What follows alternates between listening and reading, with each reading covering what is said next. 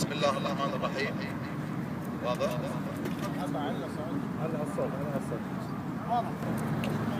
واحنا دائما وابدا يعني اعتقد ان المرحله القادمه مرحله دقيقه وحساسه ومفصليه في تاريخ الكويت،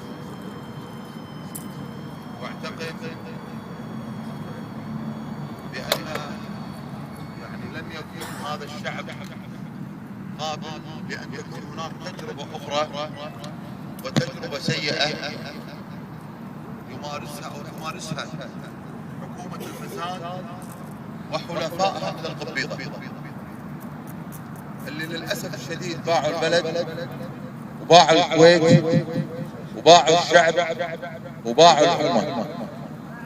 فلذلك يمكن من المواضيع ايضا حساسه جدا اللي اليوم تتسيد على الساحه السياسيه والقانونيه هي القضيه التي يتعرض لها الدكتور فيصل المسلم وصدور الحكم اليوم.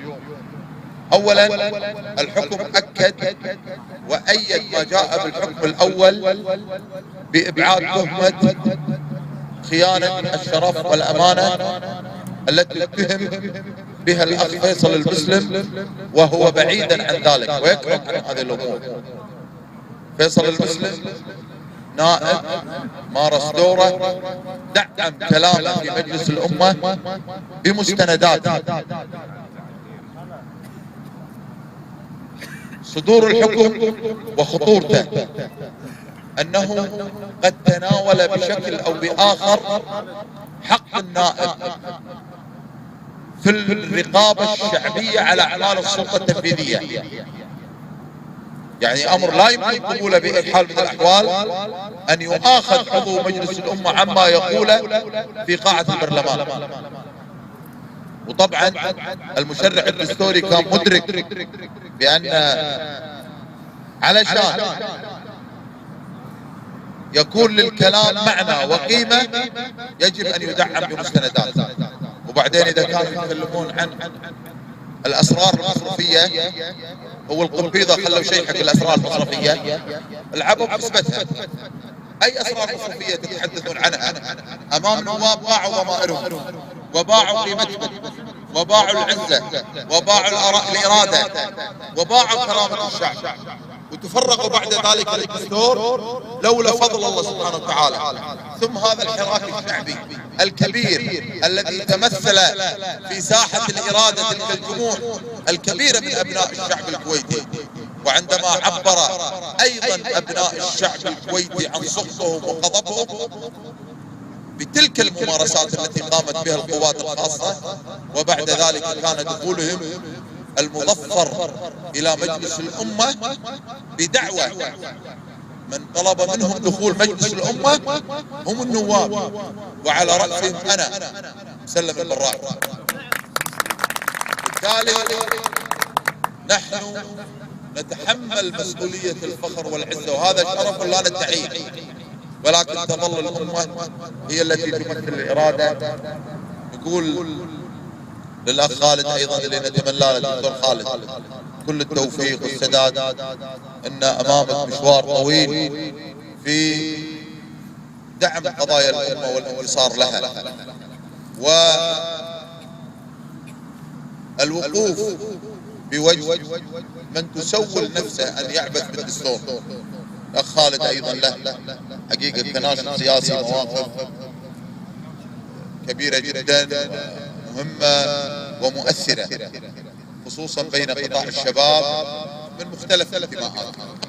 يعني هو لا يقتصر في نهاية المطاف كناشط سياسي ودوره وتأثيره على فقط أبناء قبيلة معينة وهي قبيلة الغير، ولكن أيضا دوره وتواصله وتفاعله مع كل أبناء الدائرة وكل فئاتهم من قبائل من حضر من سنة من شيعة. نتمنى التوفيق للجميع، ونتمنى للأخ خالد كل الخير والسداد، ونتمنى أن تكون الحملة الانتخابية القادمة بمختلف مناطق الكويت معبرة تعبير حقيقي عن ثوابت أبناء الشعب الكويتي العزيز اللي نعتقد أنه عندما شعر بأن دستوره قد تعرض للخطر وقف وقفة رجل واحد في الدفاع عن هذا الدستور. لذلك نريد كل المقرات الانتخابية في كل الدوائر الانتخابية أن تقف مواقف معلنة وواضحة من قضية الدفاع عن الدستور. نتمنى لكم التوفيق، وشرف اليوم الحقيقة بالالتقاء معكم في هذا العدد. محمود جزاك الله خير. جزاك الله بالخير. سمعنا ان في مفاجآت على القبيضة بندوة الجاية ان شاء الله. والله هم شوف اسمائهم معروفة، لكن تبقى قضية ارقام. ان بعد ما نبي واحد فيهم يطلع ويقول والله ما عندي الا 150,000 دينار في البنك حولوني عليه، لا شداد بعيدين عن هالامر. لا هذا الكلام ما هو صحيح، وهم يعرفون تماما شنو الخمار اللي سووه وشنو الخلل. نواب كانوا يروحون حق الناس يقولوا له اعطونا الصوت لان راح نمثلكم التمثيل الصحيح، يقولوا لهم اعطونا الصوت عشان نبوكم. هذا بالضبط اللي حصل للاسف الشديد. القبيضة خانوا الامة، خانوا الدستور، خانوا الاراده، خانوا الكرامه، خانوا العزه اللي يشعر بقيمتها كل ابناء الشعب الكويتي. لذلك اعتقد ستكون هناك انتفاضه مباركه في فجر يوم 3/2 بعد يوم الانتخاب، عندما تعلن النتائج، لنعرف ان ابناء الشعب الكويتي بمختلف الدوائر لديهم القدره الكامله على المتابعه وعلى المحاسبه وعلى المراقبه وعلى المعاقبه، وهذا ما سنرى به اعيننا. انا بالبدايه اود ان اشكر النائب السابق مسلم البراك على حضوره الليله في مقركم الانتخابي، وانا احفظ كلمه جميله لضمير الامه مسلم البراك. انا لا اقول هذا الكلام وان كان يستحق. مسلم البراك حط معيار لكل النواب، وانا اعدكم اني راح امشي على هذا المعيار، وهذا المعيار واضح لكل النواب، وهو متى ما رايتم ان اصواتنا انخفضت اعلموا اننا قبضنا من الحكومه. فهذا المعيار الواضح لمن يريد تمثيل الامه. من يخفض صوته في قبة عبد الله السالم هو لا يستحق تمثيل الامه.